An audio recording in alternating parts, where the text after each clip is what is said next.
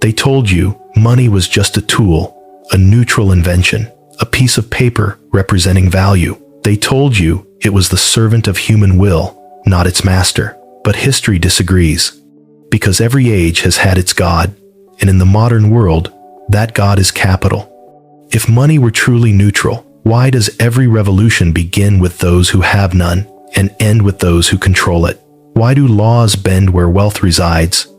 Why do nations fall not when their armies lose, but when their currencies collapse? The illusion of equality dies the moment a man who prints money meets a man who earns it. The first writes the rules, the second obeys them. Machiavelli never spoke of money directly, but he understood its essence better than any economist. He wrote, "Power is not maintained by the goodwill of men, but by the fear of loss." That sentence contains the entire architecture of finance, because money is simply the fear of loss made visible, the measurable form of human insecurity. You can hate it, you can worship it, but if you do not understand how it controls the modern world, you are not living in it, you are serving it. So, let's begin where all empires begin, not with gold, but with control. Power, in every form, is about one thing: the ability to make others move, to make them act, obey, submit, or comply without having to lift your hand. In ancient times, that ability came from the sword. In modern times, it comes from the system that decides who eats, who works, and who dreams the flow of money. When Machiavelli wrote The Prince, the battlefield was literal. Power came from fortresses, armies, and fear of death. Today's battlefield is digital, financial, and psychological. The sword has been replaced by the spreadsheet. The fortress is now the institution, and fear of death has become fear of bankruptcy. The transformation was inevitable. Physical violence is costly, visible, and temporary. Financial control, on the other hand, is efficient, invisible, and permanent. A ruler once needed thousands of soldiers to enforce obedience. Now, one banker with an algorithm can freeze a nation's assets overnight. This is not evolution, it's perfection. Money is the cleanest weapon ever created. It requires no blood, only belief. And belief, unlike armies, can scale infinitely. The medieval king ruled by divine right and military power. His wealth came from land, labor, and conquest. The modern elite rules by institutional design, by controlling markets, credit, and information. Their conquest is subtle. It happens through contracts, debt, and dependency. In the 15th century, the soldier conquered land. In the 21st, the investor conquers time by owning your future labor before you even perform it. Mortgages, student loans, credit systems, these are not conveniences. They are chains polished to look like opportunities. Machiavelli would admire this structure. He said, "It is better to be feared than loved if you cannot be both." Money achieves both simultaneously. It creates admiration for the successful and fear in the dependent. It disguises domination as aspiration. That's why people defend the very system that imprisons them. They believe they're climbing it. Who are the princes of today? Not kings, not politicians, but financial engineers, the ones who control liquidity, not armies. A president may sign laws, but a central bank decides whether those laws matter. When a government wants to go to war, it borrows. When it wants peace, it borrows. When it wants progress, it borrows again. The lender becomes the silent emperor, commanding through debt what the general once commanded through fear. Machiavelli warned that the one who supplies arms to others makes them his servants. In our world, arms have become capital. He who supplies liquidity controls the battlefield. That's why nations kneel to credit ratings. Why CEOs worship quarterly reports. Why ordinary citizens live on the edge of overdraft. Power is not in possession anymore, it's in permission. You don't have to own the wealth to rule. You just need to control who can touch it. Machiavelli believed rulers should build structures that govern people through self-interest. Force is crude, incentive is elegant. Money is the perfect incentive system, a self-regulating network of obedience. You don't need guards when people police themselves through bills, loans, and careers. The man with a mortgage works harder than the man under threat. He calls his servitude security. Every paycheck is a leash disguised as reward. Every loan, a quiet reminder of who owns your time. This is why modern power doesn't look oppressive. It looks polite, civilized, democratic, yet it operates with the same mechanics as tyranny. The throne has disappeared, but the hierarchy remains. Only now you can buy your own chains in installments. In older times, scarcity created control. The lord rationed food, and the peasant obeyed. But in the era of abundance, control needed a new mechanism. So, the system inverted the logic. It floods you with choice until you drown in it. Too much comfort, too much convenience, they don't free you. They numb you. You become addicted to consumption, to dopamine, to validation, until every decision you make is tethered to your wallet. That's why Machiavellian power today doesn't oppress through fear alone. It seduces. It gives you the illusion of independence while quietly pricing every breath you take. And when your survival, your dreams, your status all depend on financial flow, your obedience is guaranteed without command. The modern prince doesn't need to issue decrees. He only needs to decide which accounts remain open. Power used to be measured in soldiers and swords. Now it's measured in servers, patents, and portfolios. The wars of today are fought not for land, but for liquidity. When a country invades another, the world reacts with outrage. When a currency collapses, it reacts with silence, yet more lives are ruined. Financial weapons have no smoke, no sound, but they can paralyze entire nations. Consider this: a single corporate decision to withdraw investment can devastate a small economy. One algorithmic shift can erase a generation's savings, and no one is executed for it because no one can see the crime. Machiavelli said, "The wise ruler must learn how not to be good." In our world, that translates to, the wise corporation must learn how not to be visible, because power that can't be seen can't be challenged. If Machiavelli lived today, he would not write The Prince for Kings. He would write it for CEOs, fund managers, and policymakers, the new aristocracy of spreadsheets. He would teach them that leadership is not about charisma or courage, but about the manipulation of flow money, information, attention.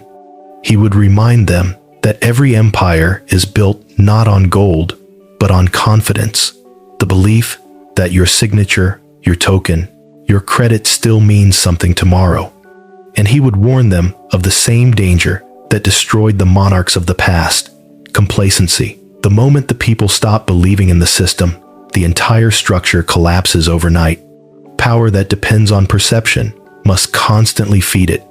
That's why modern rulers invest not just in markets, but in narratives, media, culture, branding. If people believe the money is real, the power is real. If they stop believing, both vanish.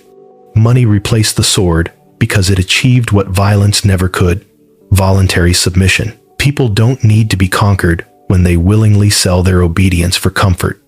This is the first Machiavellian truth of modern civilization, that power has not disappeared, only changed form. It now hides in systems, in networks, in contracts. It no longer commands from a throne, but from the invisible code that decides who gets paid next week. To understand power today, you must study not kings, but capital, not generals, but gatekeepers, not the soldiers who fight, but the architects of the flow they serve. Because in the end, the sword only rules for a moment. Money rules forever, as long as we believe in it. Power doesn't need to threaten when it can persuade, and money is persuasion distilled to its purest form. It doesn't demand obedience with violence, it buys it through need. That's why Machiavelli's principles of fear and interest are more relevant now than ever. He wrote, "Men are driven by two principal impulses, either by love or by fear. In our world, money has replaced both. People love it, and they fear losing it. That duality makes it the most efficient tool of control ever devised." You can watch this truth everywhere: in politics, in offices, in families. The power of money isn't in what it can purchase, but in what it can make people do to keep it. The greatest chains are invisible because they don't restrain your body, they control your choices. Every civilization, from the Roman Empire to Silicon Valley, has run on the same psychological engine, the fear of loss. Power endures not because people are loyal, but because they are afraid to lose their place within the system that feeds them. Money weaponizes that fear with elegance. It tells you that safety, comfort, and dignity are conditional, that they depend on a number that can change at any time. That fear is what keeps millions awake at night, not the laws or guns of the state. Think about it. The modern worker doesn't need to be forced into labor. He forces himself. He wakes up early, commutes for hours, submits to orders, endures humiliation, all for a direct deposit that keeps him from falling behind. His compliance is self-inflicted. That's not slavery. It's financial domestication. In Machiavellian terms, that is the ideal subject, one who polices himself in fear of losing privilege. No whip, no guard, just the anxiety of decline. And anxiety, unlike rebellion, never sleeps. Here lies the paradox. Money promises freedom, but delivers dependency. Every luxury you gain increases your fear of losing it. The more you have, the more fragile you become. Comfort, when tied to currency, breeds obedience. Machiavelli would call this the soft form of tyranny. He would note how rulers no longer need to oppress directly. They simply provide comfort and let fear of discomfort govern behavior. Consider the corporate employee who despises his job yet defends the company that exploits him. Why? Because his survival is tied to its payroll. Or the influencer who preaches authenticity but edits every truth to keep sponsors happy. These are not acts of corruption, they are acts of dependence. Money creates a hierarchy of comfort. At the top, the few who can afford to say no. At the bottom, the many who cannot risk saying anything at all. The more you need, the less you speak. And silence, in any power structure, is consent. In the old world, kings demanded taxes. In the new, banks offer credit. The result is the same obedience, dressed as opportunity. Debt is not just a financial tool, it's a behavioral system. It transforms ambition into servitude. It makes people chase money, not for wealth, but to fill the holes left by what they owe. You can't rebel when you're still paying interest. Governments know this. Corporations know this. The entire modern economy thrives on the tension between desire and debt, the illusion that you're advancing while you're actually chained to your past consumption. The student loan, the mortgage, the credit card, all are contracts of quiet submission. And yet, people defend these systems as freedom because money is clever. It convinces its slaves they are climbing ladders when they're actually walking in circles. Machiavelli once warned that rulers should never take from their subjects all their possessions at once, because desperation breeds revolt. The genius of modern power is that it never takes everything. It just keeps you almost comfortable enough not to question who owns you. In the 16th century, loyalty was to the crown. In the 21st, loyalty is to your brand. Money no longer just buys goods, it buys self-image. Your clothes, your phone, your social status, all curated fragments of identity, purchased in installments. Machiavelli taught rulers to manage appearances, to control not truth, but perception. Today, we all do the same, crafting the illusion of success to attract the illusion of respect. And the market rewards those who play along. But here's the danger. When identity is built on currency, authenticity becomes a liability. You can't afford to be real if being real threatens your income. This is how control deepens, not through censorship, but through self-editing. You don't need to silence people when they censor themselves for sponsorship. Every influencer who tailors their message, every journalist who avoids certain topics, every employee who stays quiet about injustice, all are manifestations of the same mechanism. Money has replaced morality as the compass of behavior. And Machiavelli would approve, because he knew that the most stable power is not the one imposed by force, but the one people internalize. While the majority fear losing money, the powerful understand how to use that fear as leverage. They design systems of reward that keep others dependent. A ruler's true genius lies not in his wealth, but in his ability to make others chase it endlessly. Look at corporations that offer bonuses instead of ownership. Look at governments that offer welfare instead of autonomy. These are not acts of generosity, they are acts of strategy. By controlling the incentive, you control the will. The illusion of potential wealth is stronger than actual wealth. That's why lotteries exist. That's why promotions matter more than paychecks. Hope keeps people obedient more efficiently than fear ever could. Machiavelli would call this the art of measured indulgence, giving just enough to sustain loyalty, but never enough to grant independence. The prince feeds his people, but never lets them feed themselves. To understand the psychology of dependence, you must study not economics, but emotion. Money operates through a triad of feelings: fear, pride, and shame. Fear keeps you working. Pride keeps you spending. Shame keeps you silent. Advertisers exploit pride. Employers exploit fear. Society exploits shame. Together, they form an invisible triangle that dictates nearly every decision you make. Machiavelli would see this as the perfection of governance, a self-sustaining order where individuals discipline themselves to preserve their own illusions. The modern state doesn't need tyrants, it has algorithms. The true Machiavellian ruler no longer wears a crown, he wears a logo, and his weapon isn't the sword or decree, it's data. He knows exactly what people fear losing most, and he sells it back to them with a smile. So, how does one escape the psychological grip of money? Machiavelli would not suggest idealism. He would not tell you to reject wealth, but to master your relationship with it. A man who wishes to act entirely up to his professions of virtue soon meets with what destroys him. He warned, to resist control, you must first see how it works. Understand that every system of power begins in the mind, in your beliefs about what you need. The moment you can survive discomfort, you break dependence. The moment you can delay gratification, you neutralize manipulation. Real freedom is not the absence of need, but the ability to walk away when your needs are used against you. That is the first act of power.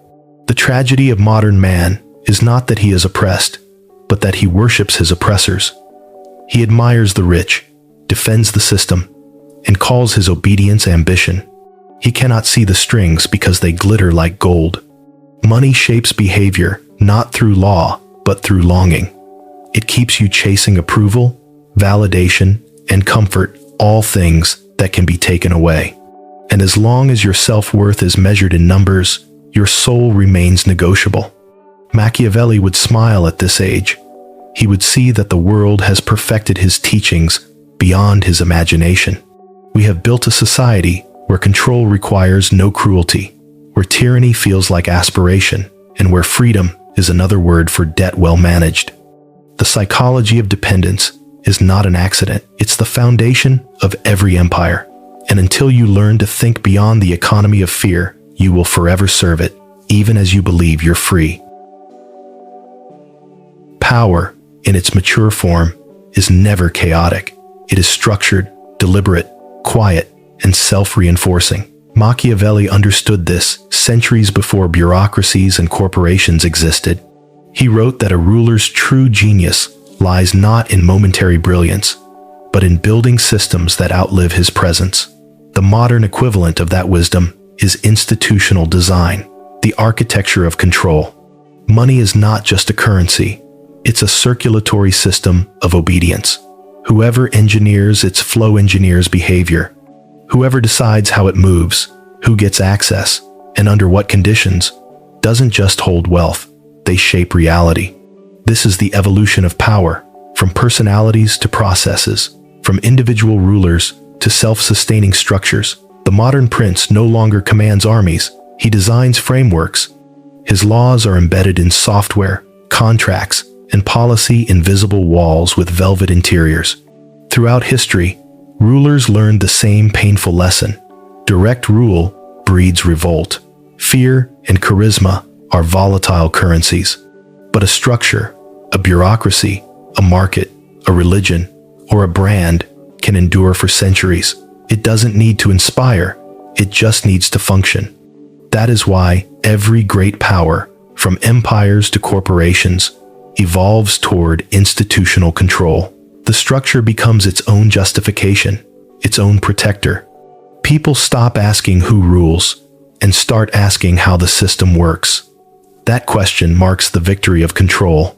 Machiavelli's ideal prince would not be a tyrant, but a designer. He would know that it's better to build habits than to enforce rules, better to construct dependencies than to issue commands. A single man's will can be resisted. A system that rewards compliance and punishes dissent silently reprograms the mind. When money becomes the skeleton of such a system, obedience becomes instinct. Consider the modern corporation, the most Machiavellian invention since the monarchy.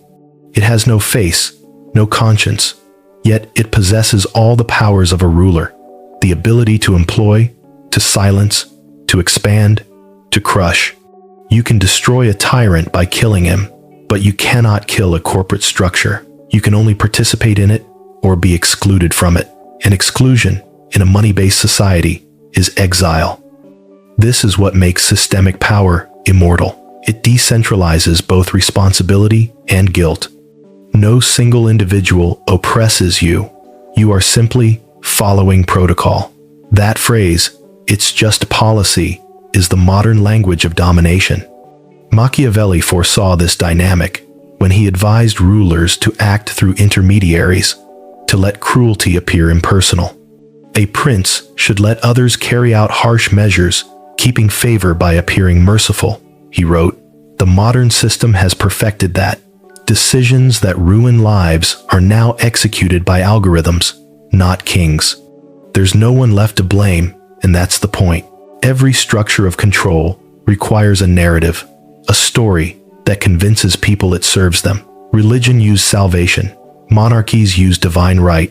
The modern system uses progress.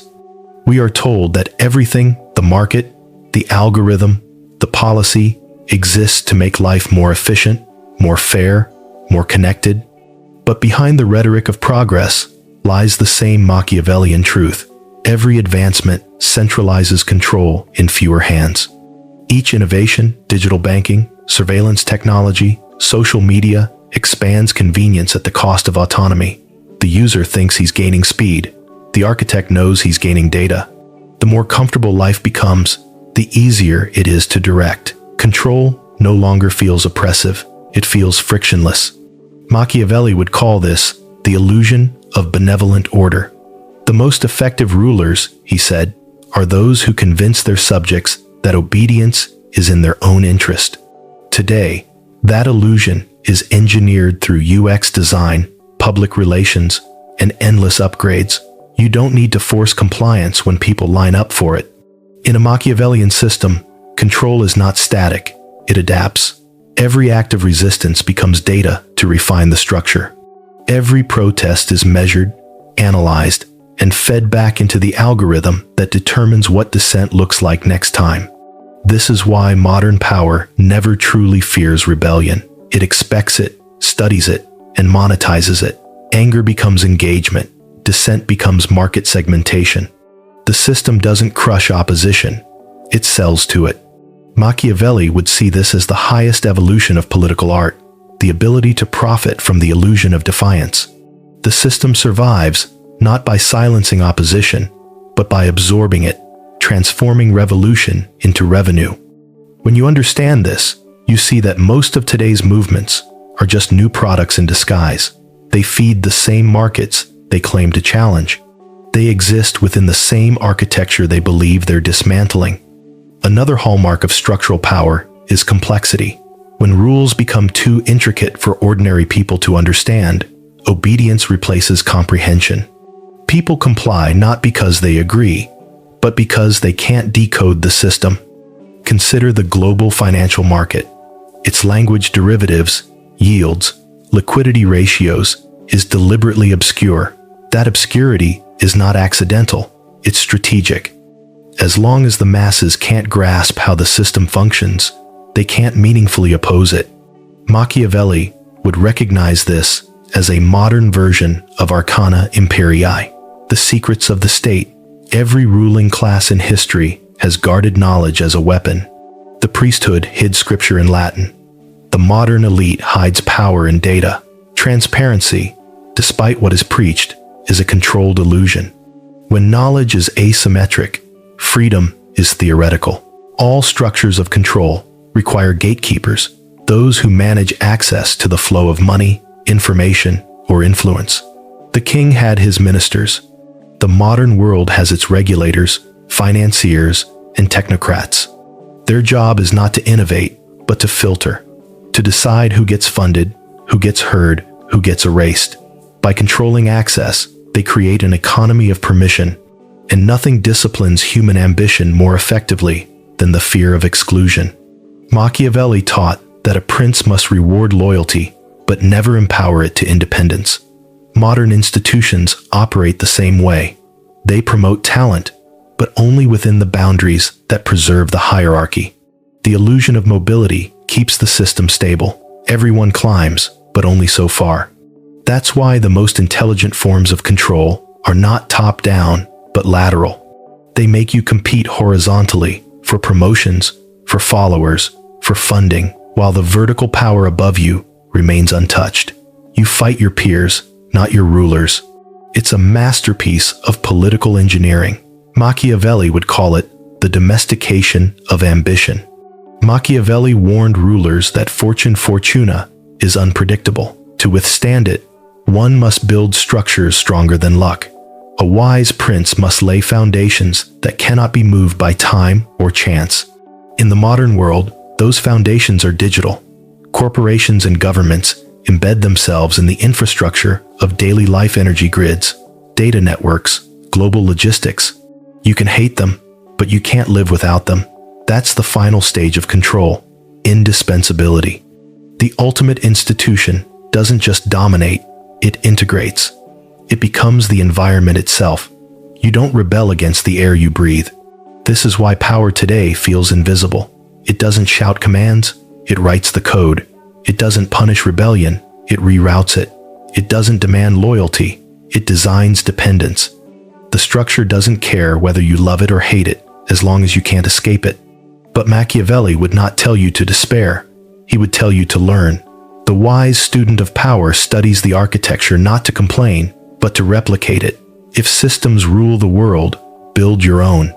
A personal system of autonomy is a structure too, one built on assets, knowledge, and discipline. You may not control nations, but you can control flows within your reach, your time, your network, your capital. In a world where obedience is engineered, independence must be designed. That's the new definition of power, systemic sovereignty, the ability to stand within a structure, yet not belong to it.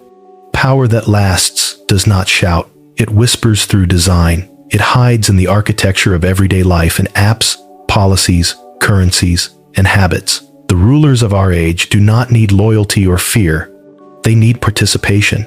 Machiavelli would see the modern world and recognize perfection, a global system that governs without appearing to rule, commands without issuing orders, and controls without claiming ownership. It is a world where the throne has dissolved, yet the hierarchy persists, where the sword has become code and obedience has become convenience. And the first lesson of this architecture is simple. If you want power, build a structure that doesn't need you. Then, even when you're gone, your system continues to command. Because in the end, the most Machiavellian ruler is not the one who holds power, but the one who designs it to never die. Power and corruption have always shared a bed. History teaches us that few can hold influence without it poisoning their judgment. But Machiavelli, often misread as cynical, did not glorify corruption. He understood it as an inevitable gravity that pulls on every form of control. The question was never how to avoid it, but how to master it without surrendering to it. In his mind, corruption was not merely moral decay, it was structural decay, the erosion of discipline when power forgets its purpose. A state, a company, or an individual becomes corrupt when they mistake possession for permanence. The antidote, then, is not purity, but clarity, knowing that power, like money, is never owned, only maintained through vigilance. So, if money buys power, and power invites decay, how does one wield both without falling? That is the final lesson in Machiavellian strategy, the pursuit of mastery without dependence, control without addiction. Every empire begins with hunger and ends with comfort. This pattern is universal in kingdoms, corporations, and personal fortunes alike. The moment survival is guaranteed, ambition shifts from expansion to preservation. What was once built through discipline begins to rot through indulgence. Machiavelli observed that rulers often lose their edge not because of enemies, but because of ease. It is not fortune that destroys men, he warned, but their failure to resist her gifts. In other words, comfort is the most elegant form of corruption. It arrives disguised as reward, but functions as sedation. This is why wealth, in the wrong hands, breeds weakness. When money stops being a weapon and becomes a cushion, power dissolves. People forget that luxury is rented, not owned, and that the rent is paid in vigilance. The Machiavellian response to comfort is not asceticism, but intentional scarcity. He keeps himself slightly unsatisfied, slightly alert. He never lets the empire feel finished, never lets his ambition fall asleep on silk sheets. Because once comfort defines you, dependence soon follows, and dependence is the prelude to subjugation. In the modern world, people confuse morality with performance. Corporations parade ethics as marketing. Politicians speak of justice while trading favors. The powerful proclaim virtue, not because they possess it, but because they know appearances have replaced substance. Machiavelli would smirk at this. In The Prince, he wrote, "It is well to appear merciful, faithful, humane, religious, and upright, but to be so is dangerous." He didn't mean that virtue was worthless, only that it should serve strategy, not replace it. True ethics and power, then, is not about purity.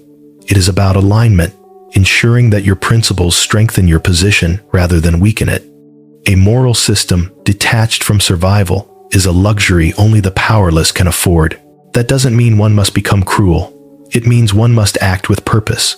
To use morality as a compass, not as a chain. To choose values that preserve integrity without surrendering initiative. Machiavelli's real wisdom was balance. Act with ruthlessness when required, restraint when wise, and silence when strategic. The modern Machiavellian doesn't pretend to be a saint. He simply refuses to be a hypocrite. His ethics are personal, not performative. Corruption is born not from power itself, but from attachment to status, to validation, to identity. When a ruler cannot imagine himself without the throne, his judgment rots. When a business leader cannot function without admiration, he becomes manipulable. That's why the most dangerous people in any hierarchy are those who can walk away. Detachment is not indifference, it's the ultimate leverage. The one who does not need approval cannot be controlled. Machiavelli would call this the armor of sovereignty, the power to detach from possessions, from reputation, even from affection, transforms a person into something untouchable, not cruel, but free.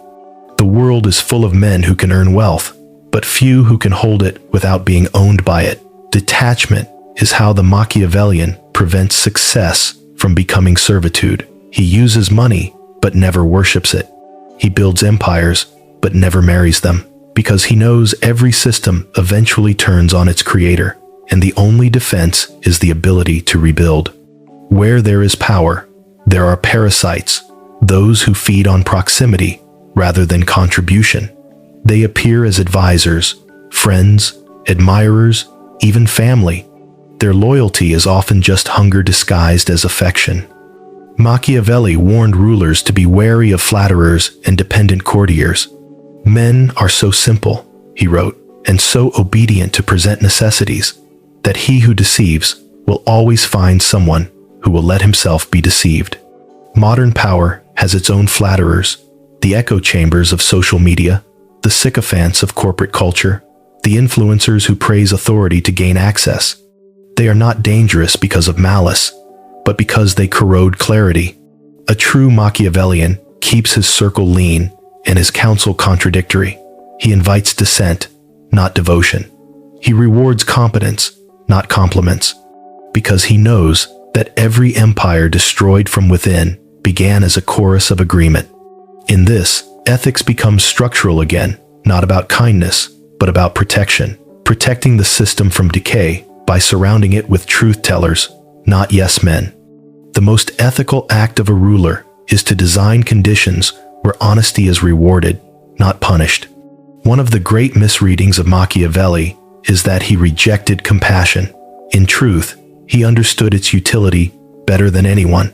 A prince should desire to be considered merciful, he wrote, but not misuse mercy.